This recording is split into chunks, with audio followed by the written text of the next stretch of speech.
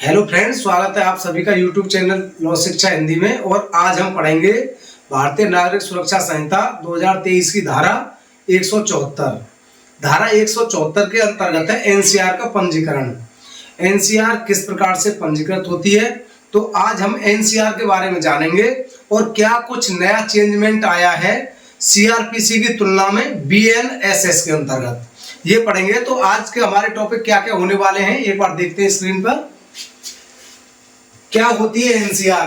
NCR क्या होती है? Non cognizable report. Non cognizable report हो गई, इसे एनसीआर कहा जाता है। असंज्ञेय अपराध, एनसीआर किसमें होती है? असंज्ञेय अपराध में पंजीकृत होती है। और असंज्ञेय कोई अपराध असंज्ञेय है या संज्ञेय है, ये हमको कहां पे देखना है?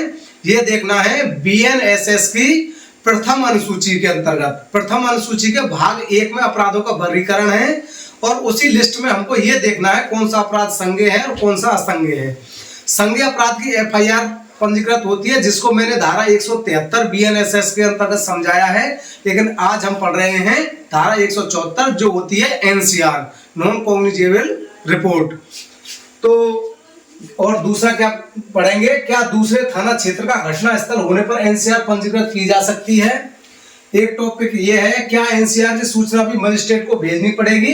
ये मतलब हो गया जिस प्रकार से एफआईआर अगर पंजीकृत होती है तो एफआईआर सीओ साहब के माध्यम से तत्काल कहां पे जाती है? न्यायालय के अंतर्गत। न्यायालय में कौन से में? जिसमें जो संज्ञान लेने वाला न्यायालय हो सक्षम न्यायालय के पास में जाती है। उसी प्रकार से क्या एनसीआर को भेजना पड़ता है, ये भी पढ़ेंगे। और क्या एनसीआर की विवेचना पुलिस अधिकारी न्यायालय की बिना अनुमति से कर सकता है? जिस प्रकार से संज्ञेय अपराध की विवेचना पुलिस अधिकारी बिना किसी न्यायालय की परमिशन के कर सकता है, क्या एनसीआर की विवेचना कर सकता है, ये भी आज हम पढ़ेंगे। और पढ़ेंगे क्या न्यायालय से विवेचना का आदेश मिलने पर एनसीआर में बिना वारंट गिरफ्तारी हो सकती है? क्या 2 या अधिक अपराध में एक मामला संज्ञेय होने पर एफआईआर पंजीकृत की जा सकती है? आज हमारे ये टॉपिक होने वाले हैं इसके अंतर्गत। तो शुरू करते हैं। धारा 174। धारा 174 है असंज्ञेय मामलों के बारे में। कौन से? असंज्ञेय मामले। एफआईआर के अंतर्गत क्या थे? संज्ञेय मामले। इसमें आएगा असंज्ञेय मामलों के बारे में इत्तला और ऐसे मामलों का अन्वेषण। ऐसे मामलों की क्या? विवेचना, इन्वेस्टिगेशन। जब पुलिस थाने के बाढ़ साधक अधिकारी को उस थाने की सीमाओं के भीतर असंज्ञेय अपराध के किए जाने की सूचना दी जाती है, तो इसका मतलब क्या हो गया? एफआईआर में क्या था? एफआईआर के अंतर्गत था कि घटना स्थल की परवाह किए बिना, उसका मतलब ये हो गया अगर दूसरे थाना क्षेत्र में घटना स्थल भी है तब भी एफआईआर पंजीकृत करनी थी। लेकिन एनसीआर के अंतर्गत ऐसा नहीं है। अगर असंज्ञेय अपराध है तो थाना प्रभारी केवल अपने थाना क्षेत्र की एनसीआर ही पंजीकृत कर सकते हैं। और ये बात कहां पे लिखी है? ये बात लिखी है हमारी, उस थाने की सीमाओं के भीतर असंज्ञेय अपराध के किए जाने की सूचना दी जाती है। तो एनसीआर कहां पे पंजीकृत होगी? केवल जो थाना क्षेत्र के अंतर्गत घटित घटना की ही एनसीआर पंजीकृत होगी। दूसरे थाना क्षेत्र में अगर कहीं पे घटना स्थल है और असंज्ञेय अपराध है तो उसे थाना प्रभारी अपने थाने में पंजीकृत नहीं कर सकते। और क्या दिया है? तब वह ऐसी सूचना का सार ऐसी पुस्तक में जो ऐसे अधिकारी द्वारा ऐसे प्रारूप में रखी जाएगी जो राज्य सरकार इस निमित्त नियमों द्वारा भेद करे, प्रविष्ट करेगा या प्रविष्ट करवाएगा। तो ऐसी पुस्तक कौन सी है? GD, general diary. General diary में उस सूचना का सारा सार लिखा जाएगा और या तो थाना प्रभारी खुद लिखेंगे या अपने निर्देश में लिखवाएंगे। निर्देश में कौन लिखता है? थाने का क्लर्क, जो सीसी होते हैं वो लिखते हैं। एक ये है, सूचना देने वाले को मजिस्ट्रेट के पास जाने को निर्देशित करेंगे। मजिस्ट्रेट के पास जाने को निर्देशित से मतलब है कि जब जीडी में उसका सूचना का सार लिख रहे हैं तो उसमें उस व्यक्ति को जिसने सूचना दिया संज्ञेय अपराध होने की, उसको भी सूचना देंगे। या उसमें अक्सर करके लिख दिया जाता है कि चाराजोई मान्य न्यायालय करने की सलाह दी गई सूचनाकर्ता को। इसमें और नया चेंजमेंट क्या आया है? अभी हमने पढ़ा था कि एफआईआर को मजिस्ट्रेट के समक्ष भेजना होता है, जो संज्ञान लेने वाला मजिस्ट्रेट होता है उसके पास में। इसी प्रकार से एनसीआर को भी भेजना पड़ेगा। एनसीआर को कैसे भेजना पड़ेगा? सभी ऐसे मामलों की पाक्षिक दैनिक डायरी रिपोर्ट मजिस्ट्रेट को भेजेगा। तो इसका मतलब ये हो गया एनसीआर कितने दिन की? एनसीआर भेजनी पड़ेगी 5-6-15 दिन की। 15 दिन की जब एनसीआर हो जाएंगी तो प्रत्येक 15 दिन में मजिस्ट्रेट को सूचना देनी होगी। जिस प्रकार से एफआईआर की तत्काल देनी होती है, इसी प्रकार से 15 दिन की एनसीआर की भी सूचना देनी होगी।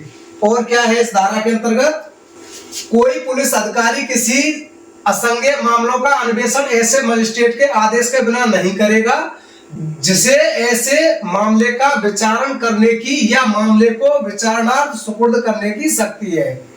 तो इसके अंतर्गत ये आ गया कि बिना सक्षम न्यायालय के आदेश के कोई भी पुलिस अधिकारी उस एनसीआर की विवेचना नहीं करेगा। एनसीआर पूर्व में सीआरपीसी 155 के अंतर्गत थी और आदेश कौन सा मिलता था न्यायालय से, 155(2) का। तो अब कितना हो गया, 174। तो अब आदेश कौन सा मिलेगा, 174(2) का विवेचना का आदेश मिलेगा। कोई पुलिस अधिकारी ऐसे आदेश मिलने पर वारंट के बिना गिरफ्तारी करने की शक्ति के सिवाय अन्वेषण के बारे में वैसी ही शक्तियों का प्रयोग कर सकता है जैसी पुलिस थाने का भार साधक अधिकारी संज्ञेय मामलों में कर सकता है। तो इसका मतलब ये हो गया, अगर कोई भी पुलिस अधिकारी जिसको न्यायालय से एनसीआर की विवेचना का आदेश मिल चुका है, वो विवेचना को कि जिस प्रकार से एफआईआर में विवेचना करता था पुलिस अधिकारी, उसी प्रकार से विवेचना कर सकता है, परंतु उसको बिना वारंट अरेस्ट नहीं कर सकता। जैसे एफआईआर में बिना वारंट अरेस्ट कर लेता था, इसमें वारंट की आवश्यकता होगी। एनसीआर के अंतर्गत विवेचना के दौरान न्यायालय से वारंट लेकर के ही अरेस्ट कर सकता है। धारा 35(3) का जो नोटिस है, उसके उपबंधों का अगर अभियुक्त पालन कर रहा है तो उसको नोटिस देकर के चार्जशीट लगा सकता है। लेकिन अगर 35(3) का पालन नहीं कर रहा है तो उसका वारंट लेना पड़ेगा एनसीआर के अंतर्गत, तभी उसे गिरफ्तार कर सकता है। ये 174(3) में दिया गया है। और क्या प्रावधान है, इसकी उपधारा 4 है, जहां मामले का संबंध ऐसे 2 या अधिक अपराधों से है जिनमें से कम एक संज्ञेय है, वहां इस बात के होते हुए भी अन्य अपराध असंज्ञेय हैं, वह मामला संज्ञेय मामला समझा जाएगा। इसका मतलब ये हो गया, अगर किसी ने अपराध किया और उसमें 4 अपराध हैं और 4 अपराध में से 3 अपराध असंज्ञेय हैं और 1 मामला संज्ञेय हो गया, तो उसकी एफआईआर पंजीकृत की जाएगी, न कि एनसीआर। 1 मामला भी संज्ञेय होने पर एफआईआर पंजीकृत की जाएगी। ये थी हमारी धारा 174। आपको वीडियो पसंद आया हो तो चैनल को लाइक करें, सब्सक्राइब करें। Thank you.